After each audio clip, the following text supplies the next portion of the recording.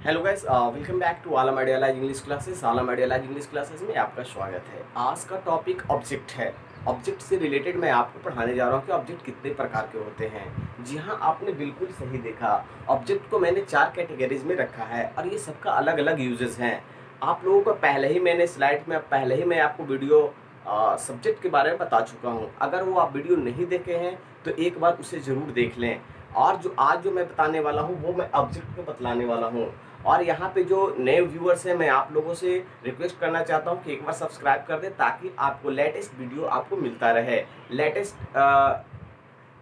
Latest जो भी मैं पढ़ा रहा हूँ वो आपको मिलता रहेगा। दूसरी बात, मैं आपको ये बात कहना चाहता हूँ कि ये जो ऑब्जेक्ट है, ऑब्जेक्ट के बारे में सबसे पहले हम ये जानते हैं कि ऑब्जेक्ट कहते हैं किसको। तो हम ये बात को मैंने सब्जेक्ट और जब प्रेडिकेट पढ़ाया था तो वहाँ पे मैं आपको समझाया हूँ। फिर से मैं एक बार मैं बताता हूँ कि ऑब्जेक्ट जो है वो इफेक्ट को रिसीवर है, यानी रिसीवर, यानी कोई भी कोई कार्य अगर सेंटेंस में करता है तो उसको रिसीव करने वाला ऑब्जेक्ट होता है। यानी हम जैसे एक एग्जांपल के तौर पे यहाँ पे ले सकते हैं, आई बिट हिम, मैं उसे पिटा। तो ये हमारा सब्जेक्ट हो गया और ये हमारा ऑब्जेक्ट हो गया।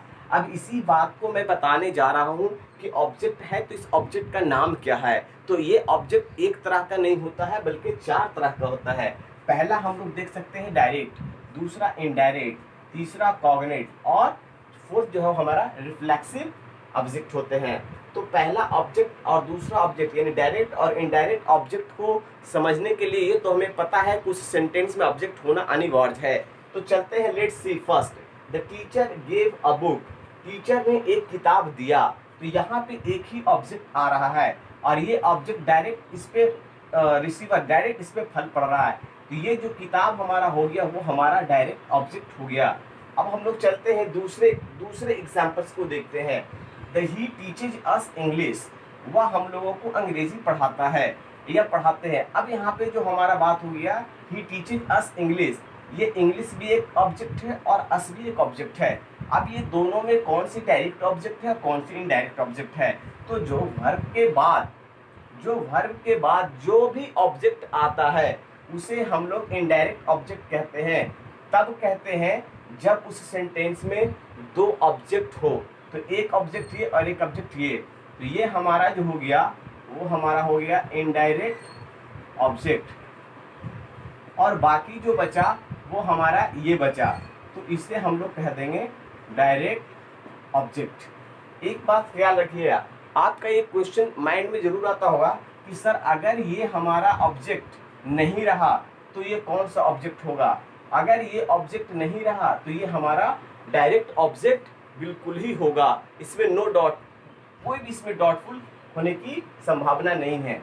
अब हम लोग चलते हैं, थर्ड जो है मेरा वो है कॉग्निट और फोर्थ जो है हमारा रिफ्लेक्सिव। तो कॉग्निट ऑब्जेक्ट को समझते हैं। ही lived a happy life, I dreamed a bad dream, he सैंग a sweet song. ये सारे के सारे जो अंडरलाइन में किया हूँ ये हमारा कॉग्निट ऑब्जेक्ट है। आप पूछिएगा क्यों? क्योंकि इसका जो life, he lived a happy life, इसका कुछ ना कुछ अंश इससे रिलेटेड है। यानी ऐसे वर्ड्स जो वर्ब के बाद आया हो ग्रुप ऑफ वर्ड बनकर, तो उसका संबंध कुछ न कुछ उस वर्ब से रिलेटेड हो। जैसे ड्रीम्ड मतलब सपना देखा, तो ड्रीम इससे भी संबंध है। ही सैंग अ स्वीट सॉन्ग, तो सिंग और सॉन्ग से कुछ न कुछ रिलेशन है, कुछ न कुछ संबंध को बतला रहा है। तो ऐसे ऑब्जेक्ट को हम लोग कॉग्निट ऑब्जेक्ट कहते हैं।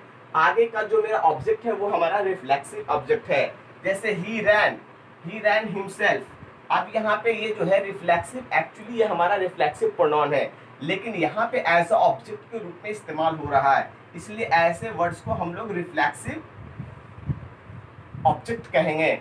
तो guys, I hope you understood 4 types of object. अगर आपको किसी भी तरह के इसमें कंफ्यूजन हो तो कमेंट बॉक्स में लिखना ना भूलें। So that's all, thank you, have a nice day, bye.